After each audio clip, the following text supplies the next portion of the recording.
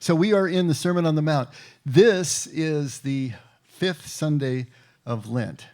How many Sundays of Lent are there, I ask? 6, right? So this is the penultimate Sunday of Lent. And so next Sunday will be Palm Sunday, also the 6th Sunday of Lent. So we will be moving into Holy Week at that point. So we're going to take a break on the Sermon on the Mount for a couple of weeks as we move into Holy Week and celebrate that. And I just want to reiterate what Marion was saying. I think Good Friday service is probably my favorite service of the year. It's where the lights come down and we get into this. You know, I'm kind of a dark person, so they're getting this little bit darker mode. We cover the cross in purple the way the liturgical churches do, and it's just got a vibe to it, and a different kind of theater of the mind immersion. And so if you can be there with us at 7 o'clock, it would be terrific, because it is a great, great time to prepare us for Easter. Easter is immersive, too. We do the same thing. It's more role-playing, and we're trying to get into what were those first followers experiencing? How were their minds being blown at that time, right? And it takes us on a little journey. But today, back into the Sermon on the Mount. We're just about getting done with it. We're halfway through the final and the third chapter, chapter 7 of Matthew. And I wanted to start by saying, when I was a kid, and I'm sure many of you did too, how many of you made those plastic models? Model cars, trucks, planes, all that kind of stuff. Yeah, see? Even Nina. Yeah, that's great. Sharon, of course, the artist. So we had, you have those box full of all these plastic parts, and you had to cut them off the tree, and then you find how they fit together. You're looking at the plans, and you paint them, and you do this and do that. And so I loved making model cars, and so that was my thing, making model cars. And my father would come by and kind of sniff, and at one point he said, when I was a kid, we had to make our own plans. It's kind of like, yeah, we had to walk to school both ways in the snow, uphill, right? And we had to make our own plans. When his mother died, he was from Nebraska. He grew up in Lincoln. And when his mother died, a trunk was shipped out to us full of a lot of keepsakes and things that they cleared out so that my dad could have it. And I'm pouring through, I'm probably, I don't know, I might be 8, something like that, and I'm pouring through all this stuff. It's just like a treasure chest. And I find these newspaper clippings about my dad winning awards for model planes that he created from absolute scratch. Drew his own plans, cut all the wood himself, covered it with stretched fabric, right? It had leather upholstered seats and working lights inside the interior of the plane. It was insane. And so I got a little insight into what he was talking about. The difference of the experience of starting with literally nothing but an idea in your head and creating this thing. I wish I had one of those planes, man. Is it in a museum somewhere in Lincoln? I don't know, but it's just amazing. And then I remember my sister. How many of you did paint by numbers? All right, paint by numbers. So my sister was doing paint by numbers, and she did a paint by number Last Supper, Da Vinci's Last Supper.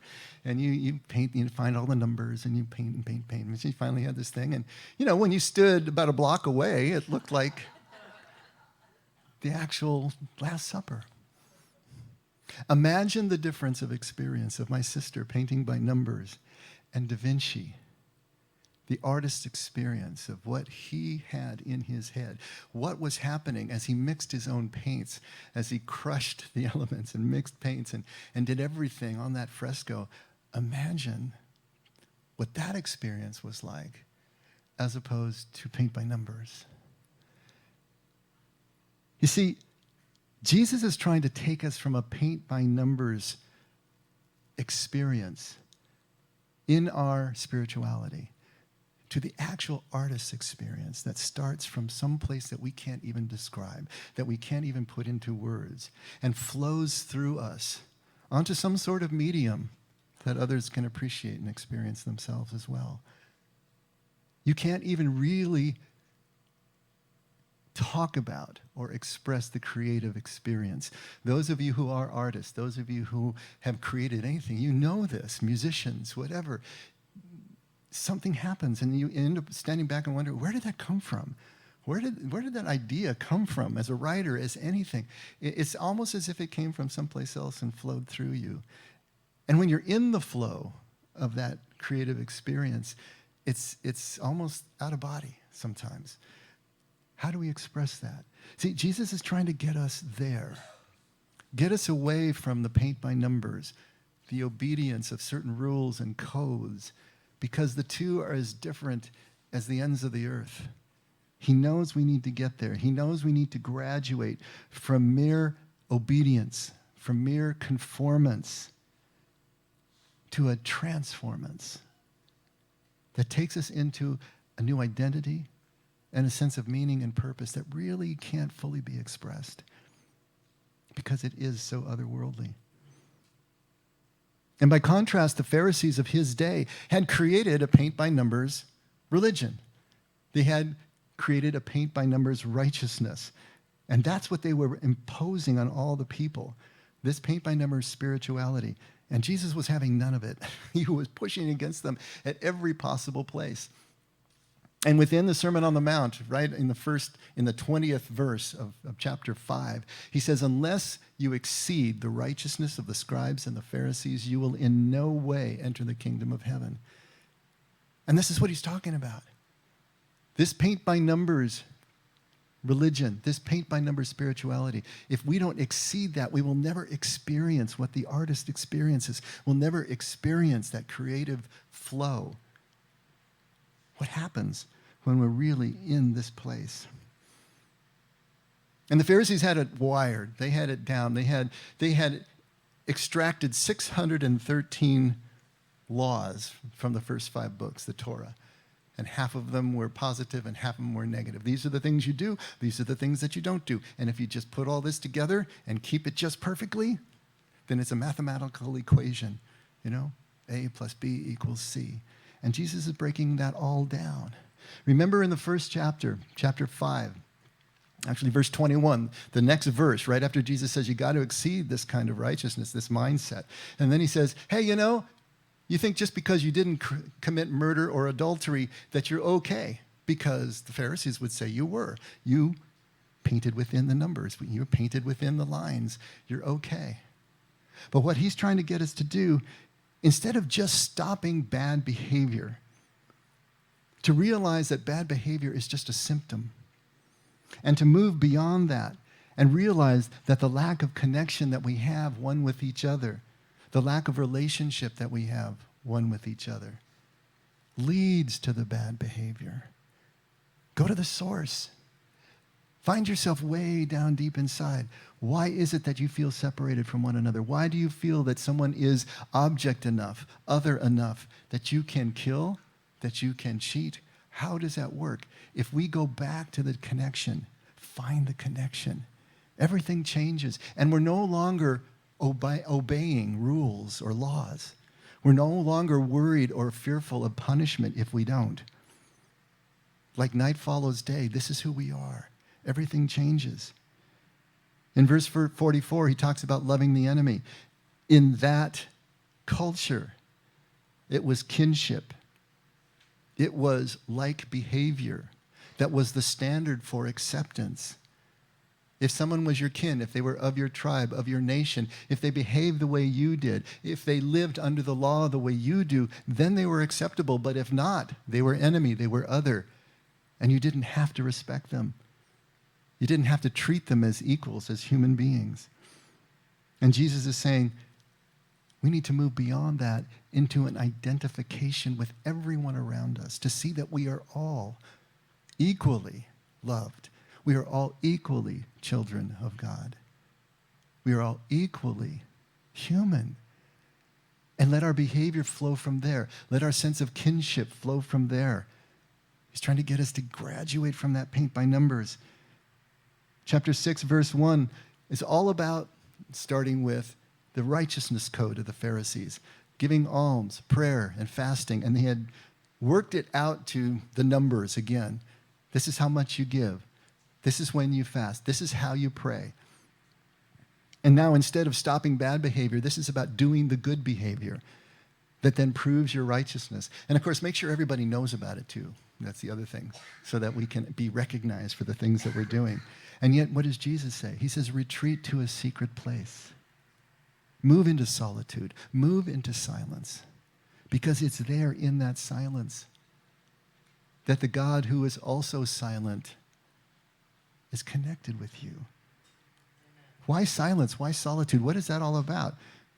Because in the silence and the solitude, there's no place to hide. We hide in the noise. We hide in our distractions. We hide in our illusions of identity and the projections and who we think we are egoically and who we project ourselves to be. In the silence with nobody watching, there's no place to hide. It changes everything. Our motives are exposed. Why do we do the things we do, even if they're good? Is it because we want to be noticed, or is it because it's just flowing through us, as Spirit does?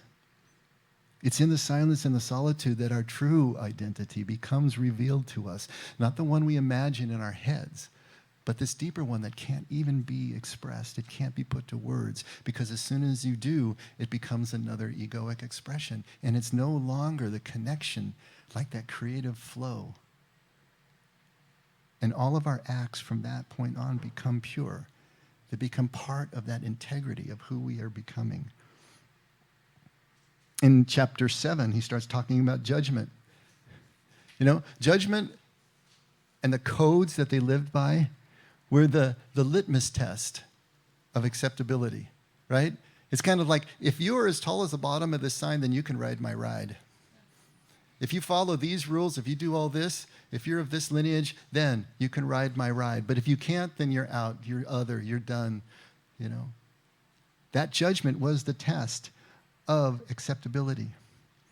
And what Jesus is trying to get us to understand is that judgment is the means of disconnection. It's how we separate one of ourselves to another. It's the lack of identity with each other that keeps us apart. We need to move beyond that as well.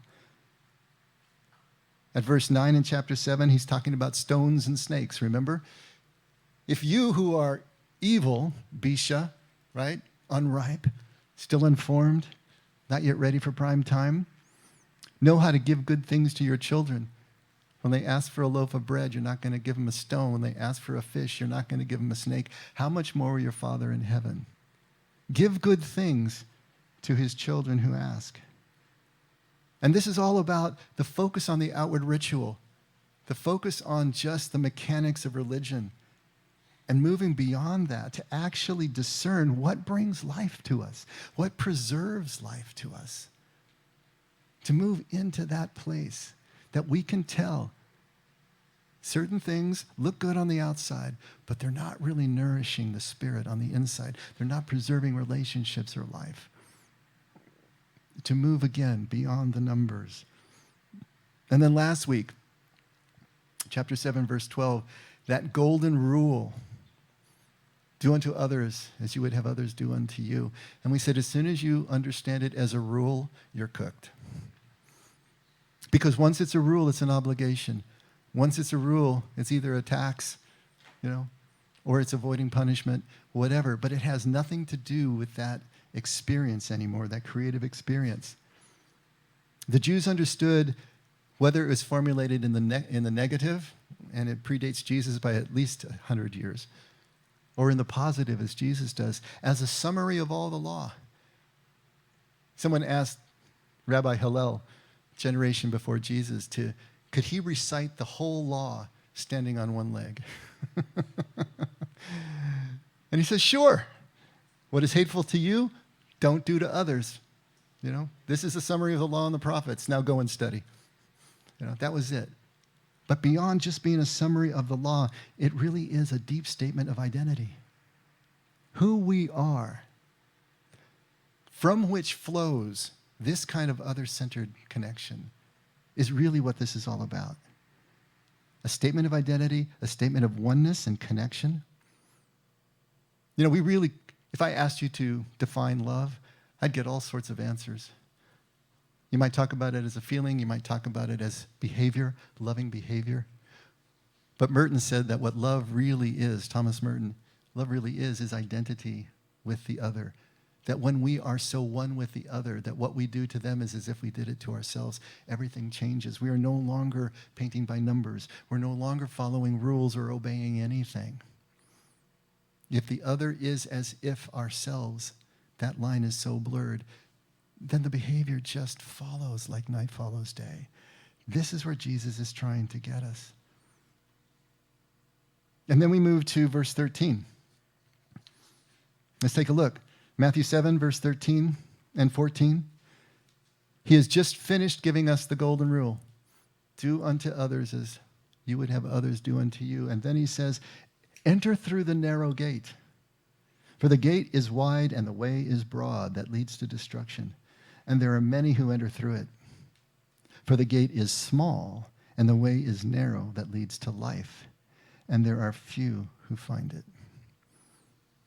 Now this verse has created no end to problems because of the context in which we put it. So we've got a small gate.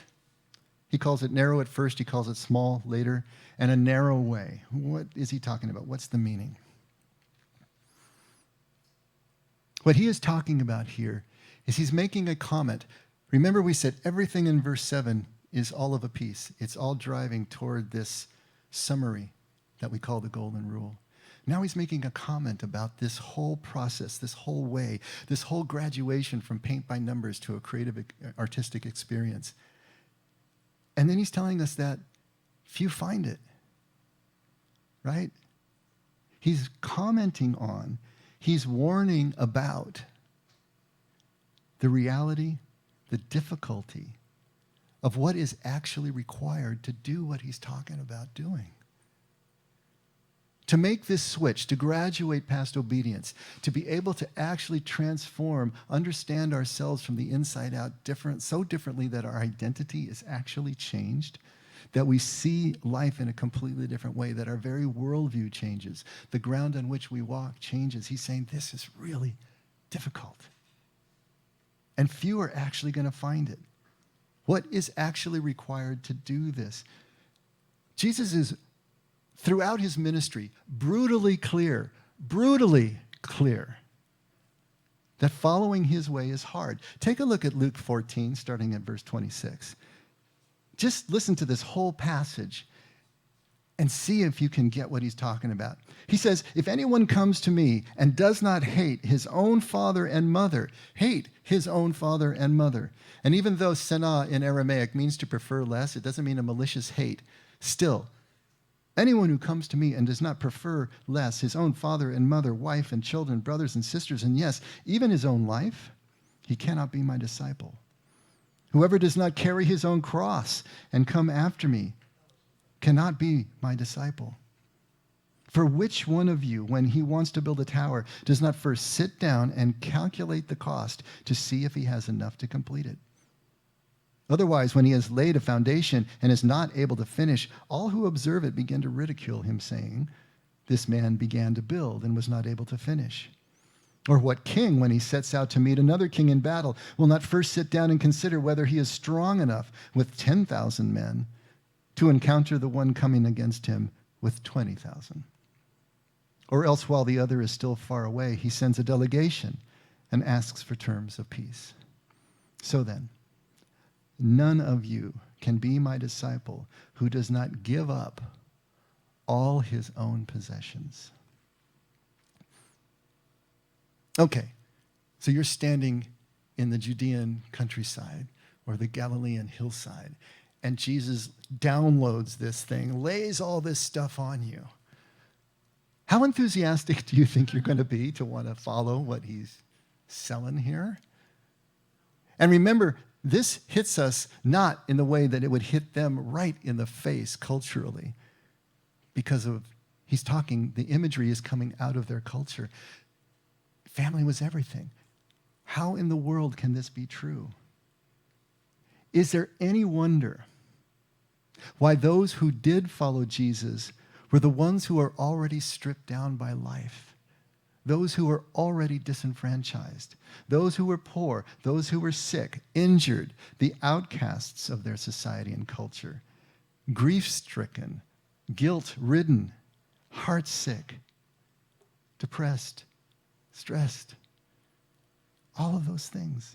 Is it any wonder that those are the people who respond to a message like this? Now, I know many of your stories because you've told them to me. Where you came from, how you came to be sitting in these seats right here. And many of you know my story. Isn't it the same with all of us?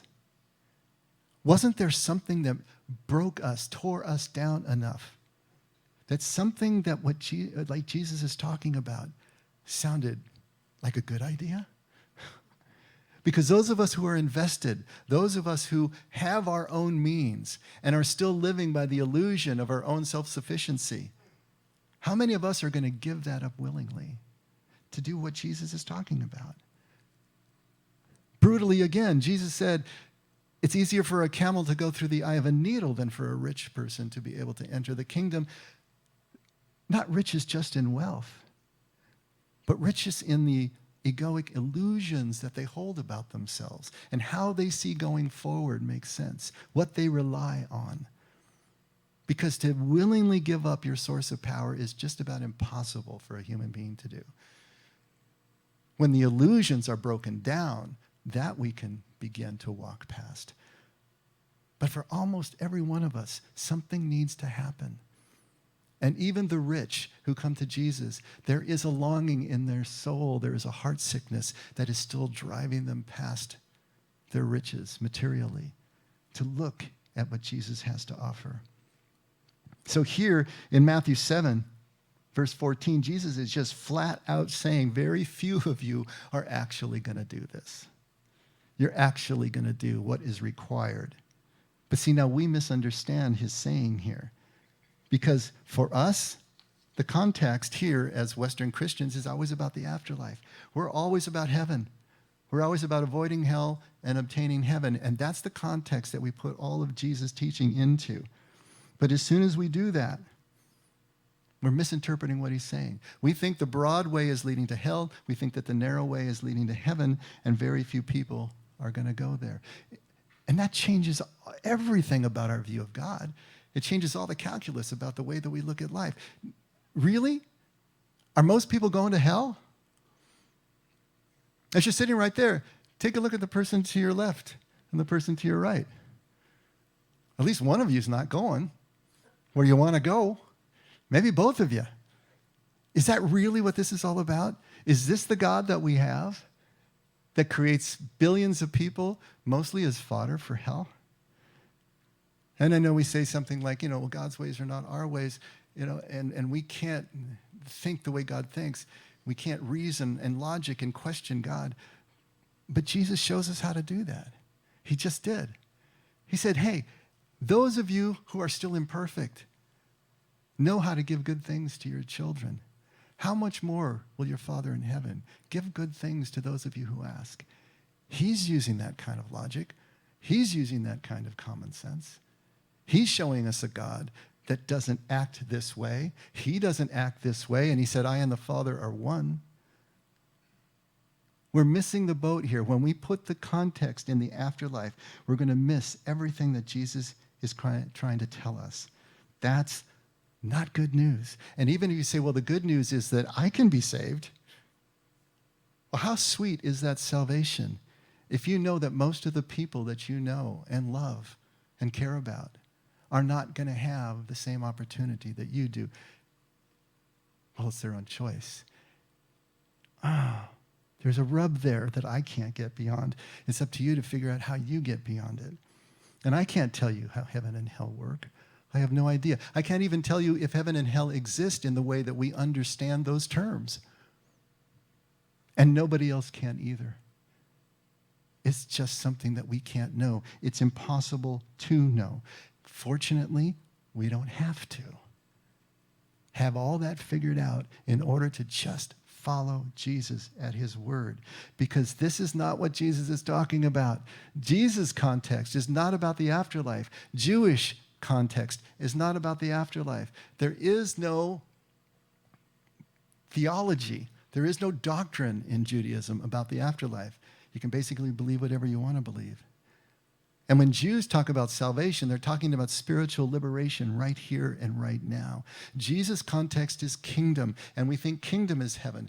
Kingdom is the quality of life that we can have right here and right now, when we are one with, when we are identified with, when all these things we're talking about start to take place in us from the inside out, and we graduate from painting by numbers into a creative experience that locks us in with each other and everything around us. That's kingdom, but it's here and it's now. The narrow gate that he's talking about is the portal to a way of transformed life that is characterized by unity, by connection, and every bit of it right here and right now. Yes, it continues on into the afterlife. It doesn't start there. It starts here. This is what Jesus is trying to get across to us. Most people are not going to hell, I don't believe. But most people never break through their own barriers, their own brokenness, their own hurts and traumas and ways of dealing with those to find the abundant life that Jesus is talking about. Because it's hard work. Those of you who have been through therapy, those of you who have been through recovery, right? Those of you who have been through serious and true spiritual formation of one type or another, or those of you who have just been through some really deep loss that just took the joy out of life. If you're here and you're still breathing and you're finding new life again, how hard was that to go through? How deep did you have to dig? How much stuff did you have to uncover that you wish had just stayed under the rock? This is what Jesus is talking about. He was driven to exhaustion and starvation by his time in the wilderness because that was his time of moving past those three energy centers that we've talked about. Those three needs: relevance, power, attention, that come up in all of us. But having said that, our behavior has nothing to do with God's love, God's acceptance. And I know that sounds maybe heretical to you, that our behavior has nothing to do with God's acceptance of us. But Jesus says his love is absolute. On the other hand, our behavior has everything to do with our experience of God's love, life, relationship, right here and right now. We can't change the nature of God's love no matter what we do.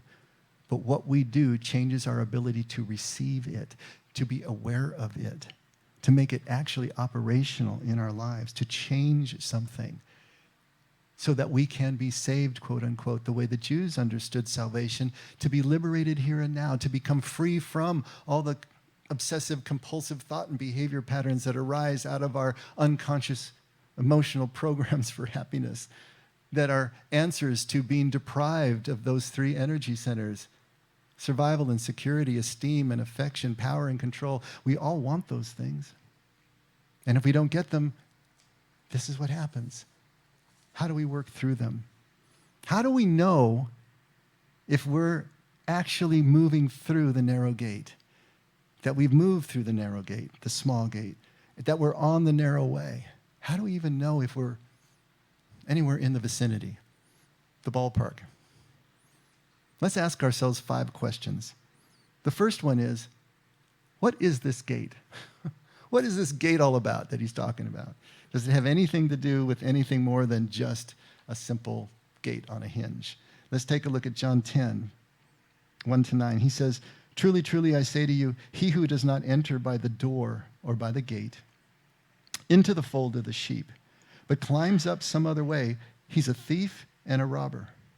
But he who enters by the door or the gate is a shepherd of the sheep. Truly, truly, I say to you, I am the door. I am the gate of the sheep. All who came before me are thieves and robbers, but the sheep did not hear them. I am the door. I am the gate.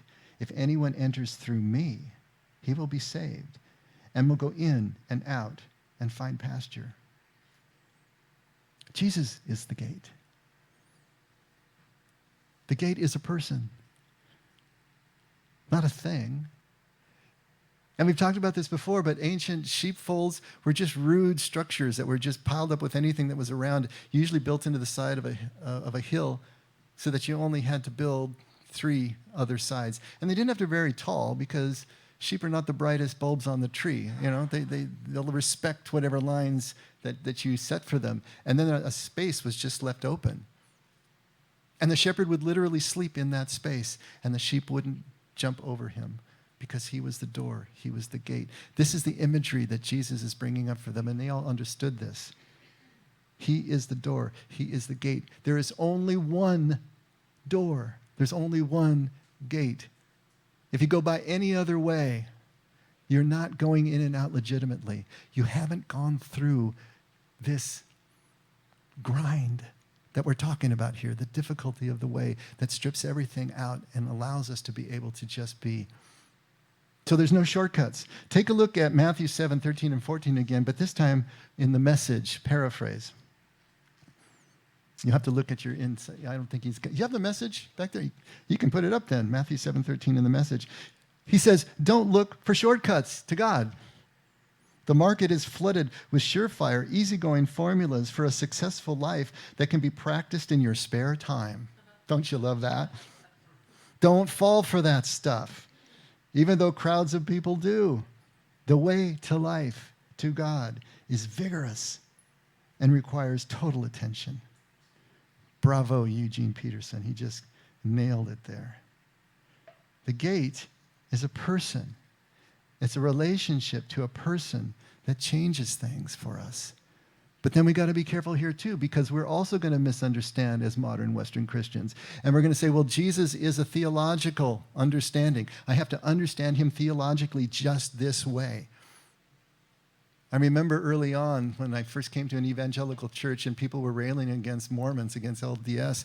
And I said, I had experience with LDS for a year in the church before that. And I said, well, they're Christians too. They're following Jesus. And they said, no, they're following the wrong Jesus. Okay, so because we don't understand, or they don't understand Jesus in the same theological framework, he is the wrong Jesus, has no power to save. We're going to get all messed up here if we're thinking of Jesus just theologically or conceptually as just something that we hold in our minds. That's not what we're talking about here. That's not a relationship with a person. That's a relationship with an idea. And it's not about a relationship to a code of behavior or a set of rules to follow. This is about a person that we connect with, that we actually fall in love with, that we become one and the same with, that we begin to look like. We start to finish each other's sentences like old married couples do. This is what we're talking about here. But even then, living as Jesus lived, loving as Jesus loved, is not the goal of his way. Now, I don't know how that sounds to you. It sounds kind of weird, huh? But think of it this way. Living as Jesus lived and loving as Jesus loved is the byproduct of having become one with the person of Jesus. See the difference? We're not painting by numbers here. We are becoming something new that acts in a wholly new way. Everything changes when we do that. Third question, well then, who is Jesus that we are supposed to be becoming one with? And if you remember Philip, when Jesus says, hey, he just answered Thomas, I am the way. I skipped one, didn't I? No, I'm sorry. Okay, so the second question. A mind is a terrible thing to waste. So the first question is, what is the gate? The second question is, well, what is the way? All right, now we take a look at John 14, verse 3. I go and prepare a place for you. I will come again and receive you to myself, that where I am, there you may be also. And you know the way where I am going. And Thomas says to him, Lord, we don't know where you're going. How do we know the way? And Jesus said to him, I am the way and the truth and the life, and no one comes to the Father but through me. Jesus is the way. Jesus is the gate. It's a person again. And not just a path and not just a behavior here. We misunderstand again. And this is where I was supposed to have been when I said that, That living as Jesus lived and loving as Jesus loved is the byproduct of having become one with him. Not just slavishly following another paint-by-numbers formula. So who is this Jesus that we're supposed to become one with? Right after he answers Thomas, Philip chirps up and says, hey, well then just show us the Father and that'll be enough for us.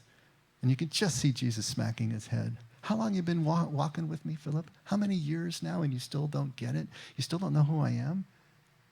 I and the Father are one. When you've seen me, you've seen the Father. Who is this Jesus that we're supposed to become one with? He's one with the Father, one and the same with the Father, identical with the Father. There is no space, no daylight between them. If you've seen me, you've seen the Father. There's nothing else to see here.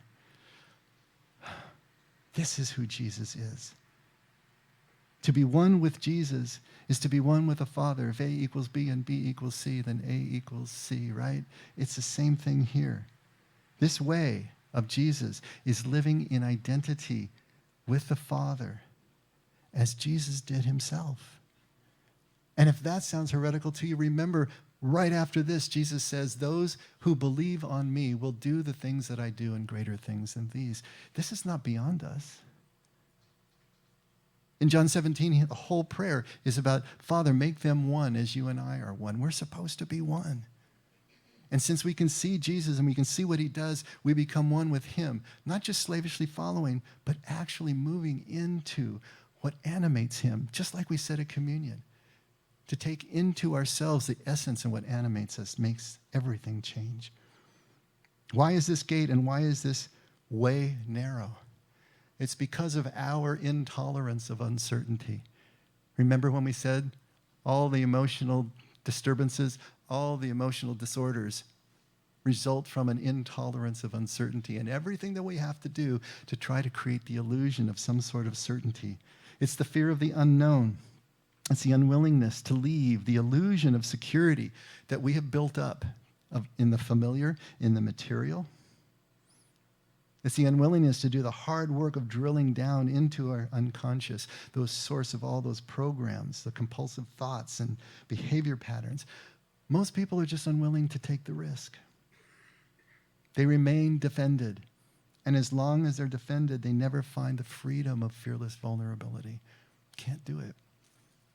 But in our fear, we keep that wall up. That's why the gate and the way are narrow. Last question. How do we begin to negotiate this gate and this way? I think it's important for us to understand what the words mean in Jesus' native language, to understand what his first hearers would have understood. The word narrow, first of all, as it's applied to the gate. Actually, there's two different words here. Jesus calls the gate narrow first, and then he calls the gate small.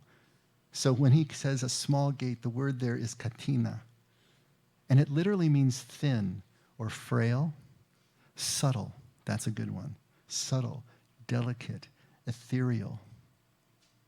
All those things, which means that it's easy to miss, right? Something that's ethereal is just not, it's not solid. We can't really see it. It's subtle, it's thin, it's delicate. When he talks about the narrow way, the word that he uses there is alitza. This means compelling or pressing, urgent. It also means constricted. Think of it in terms of when you constrict the flow of something, it shoots out faster, right? When you put the nozzle on your hose, it shoots out faster. When the river gets constricted, it's white water and you got the rapids. It's that kind of idea that this way is constricted, but it's creating this compelling, pressing urgency at the same time. The gate itself, dara, flow, an opening between worlds, or an opening or a flow over boundaries, all right? And then the way, urha, is a path or a manner of living. Now let's take a look at the Aramaic paraphrase from Neil Douglas Klotz and see how he translates the same passage. Subtle and delicate is the gate that lets us flow over our boundaries. Compelling and urgent is the way that leads to the connectedness of all. It is not a way for the faint-hearted, for those unwilling to use their full inner fire and passionate desire to find it. Oh, okay. Now it's starting to come clearer. Before we can walk the way of Jesus, we got to find the gate. It's like finding the trailhead to the path, right? And the gate is not what we expect it to be. It's easy to miss because Jesus himself is not what we expect him to be, and he is the gate. He's humble. He's unassuming. Isaiah tells us he's not attractive. We would have no love for him just based on his looks. He's not what we expect to see. He's not what we build up in our minds and in our culture. We would walk right past him and not give him a second glance. The gate, Jesus, easy to miss and easy to dismiss. And the way itself is pressing. It's tumultuous. It requires everything from us that we need to negotiate. Just think about whitewater rafting. What does it take to stay in that boat? What does it take to keep that boat upright? How do you navigate that? If we don't miss the gate, then we're in the way. But the way is going to be pressing. It's going to be urgent. It's going to be compelling. It's going to move us through. What Jesus is talking about here is building up our personal awareness, to be able to see ourselves as we really are, vulnerable and dependent, the Anavim spirit, because that is what finding the gate is all about. It's like the first step of AA, to admit your powerlessness. Nothing happens after that until you can then get to the place where you realize you need help here, that you can't do this under your own steam. Then everything else becomes possible. It's the same thing here. We will miss the gate. We will miss the trailhead if we don't first build our awareness up to the point that we can see who we really are in relation to each other, in relation to God. Because without this awareness, without this insight, we will walk right past the gate and never know it. Learning to love what God loves, willingness to let go and embrace the unfamiliar, the unknown, this is walking the way. And it's not easy, and it requires everything from us. Last thing I wanted to do is just read a poem that you probably have heard before, but just like Nina reading the entirety of the Serenity Prayer, to read the entirety of this poem and not just the one-liner, maybe it'll change a few things. This is The Road Not Taken by Robert Frost. Two roads diverged in a yellow wood, and sorry I could not travel both and be one traveler. Long I stood and looked down one as far as I could to where it bent in the undergrowth. Then took the other, just as fair, and having perhaps the better claim because it was grassy and wanted wear. Though as for that, the passing there had warned them really about the same. And both that morning equally lay in leaves no step had trodden black. Oh, I kept the first for another day. Yet knowing how way leads on to way, I doubted if I should ever come back. I shall be telling this with a sigh, somewhere ages and ages hence. Two roads diverged in a wood, and I took the one less traveled by. And that has made all the difference. Our ability to see the road less traveled as attractive, our willingness to risk pioneering this way, this is the key to negotiating first that thin and subtle gate. If we keep looking for and wanting what is familiar, what is expected, what is spectacular in our own judgment, we will miss the gate and the way completely. Because they are the gate and the way of a humble and unassuming God. And until we can accept that in our own spirits, we'll never accept the way. Let's pray.